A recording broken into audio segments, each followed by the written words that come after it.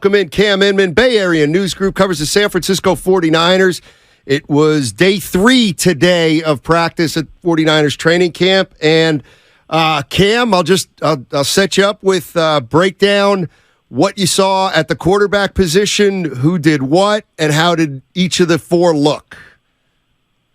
So Brock Purdy is getting all the first-team reps for a second straight day, which is, it's what Kyle Shanahan said would happen. It's just, and it's earned, and it's what everybody expects. But it's pretty amazing just to kind of watch Trey Lance just idle behind him, and then Sam Darnold hop in as well, and just watching those two guys have to split second-team reps while Brock tries to play. I don't necessarily play catch-up, but show what's going on with him.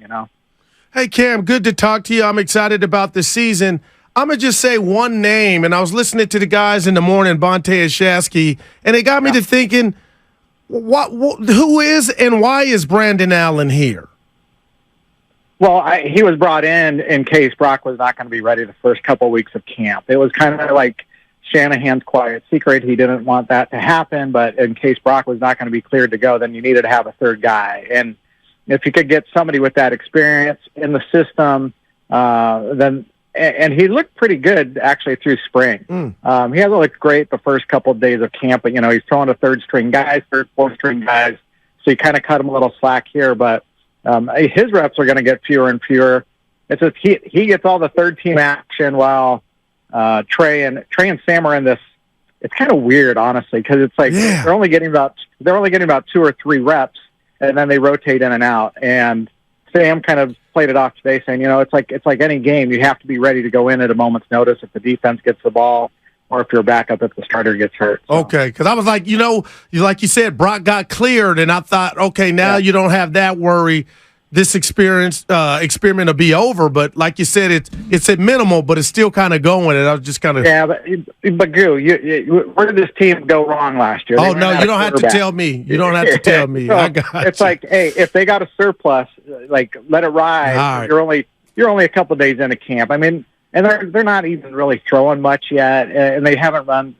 It's very loose. I mean, things are going to pick up next week, so it'll be interesting to see whether this rotation sticks. But I think the fact of the matter that Purdy is able to throw pretty well. I mean, he's a little rusty, but there's no signs of discomfort with the arm. He's airing it out, and it's really encouraging for them to know that they have their quarterback. And nobody's necessarily lighting it up and saying, "Ooh, you got to watch this." But it's training camp. It's hard to see sometimes that way too.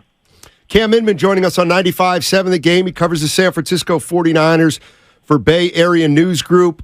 What do you expect to happen with how Kyle Shanahan handles the quarterbacks in preseason?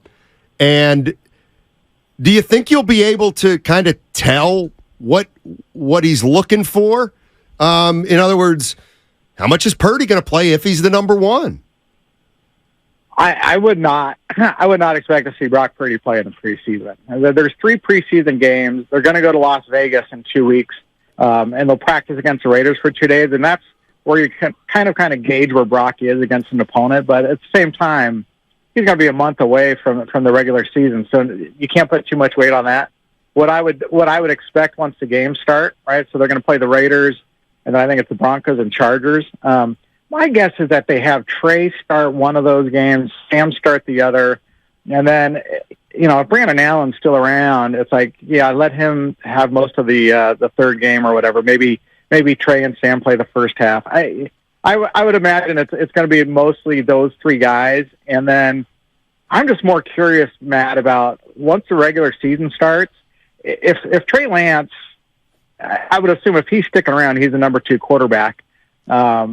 How do you integrate him into the game plan? Do you go back to how it was 2 years ago where you use him in spot roles? It's so weird because, he is a running threat, and I guess you could save Purdy's arm a little bit by rotating him more than you normally would in a season. There's options. It's weird. Yeah, that's something that I was thinking about too, Cam, is that, 2 years ago when he had the packages for Lance, they scrapped it kind of early in the season, and Kyle said, it got me out of rhythm. And I'm wondering, would it have been possible that it really got Jimmy out of rhythm and Kyle was like, you know what, Jimmy's not crazy about it, so fine. But you know what? Brock Purdy's not Jimmy Garoppolo, so maybe we could see that. And here's the other thing. Maybe you don't have to see that. When Brock was in, they were a high-scoring offense, right? Yeah. They didn't need to throw these little gadget plays in there to kind of just to appease their high draft pick. I don't think that they care about that anymore. It's all about maximizing the offense. So I don't think that they would be forced to put Trey in there. And honestly, he's going to have to prove he belongs. I mean, there's some throws out there where you're just going, man, he's got to make more accurate throws than that. It was in the ground, and it's like, but then he'll come back and throw like a nice dart, and Sam Darnold throws some nice passes. So there's going to be a competition here over the next month, and it's not going to involve Brock Purdy. Brock's got that number one job as long as he's healthy. And right now, through 2 days, I mean, that's why today was so big, was that he could rebound from his first full practice and show he was ready to go. And I think he had 21 snaps yesterday. He had 18 today. He looks comfortable running the offense. You know, his best pass was he did a little play action fake. He turns his back to the defense, whirls around, and he hits Debo about 25 yards downfield over the middle. And that was kind of typical Purdy last season of why they were able to move the ball.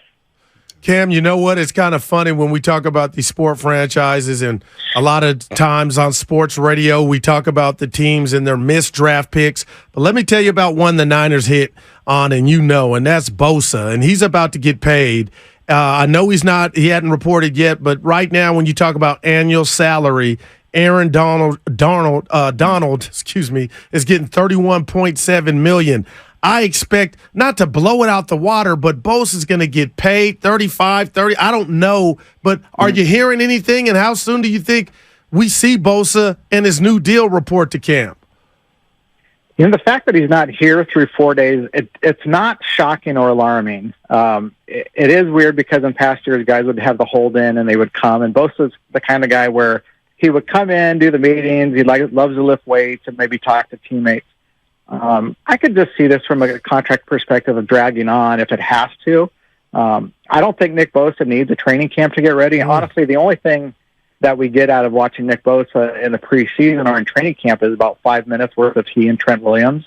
So, you know, just get him to the regular season healthy. So that bears the question, does he sit out all of training camp? I mean, the way the CBA is written, rookie or guys who are on their rookie contract and their fifth-year option are subject to $40,000 daily fines, right?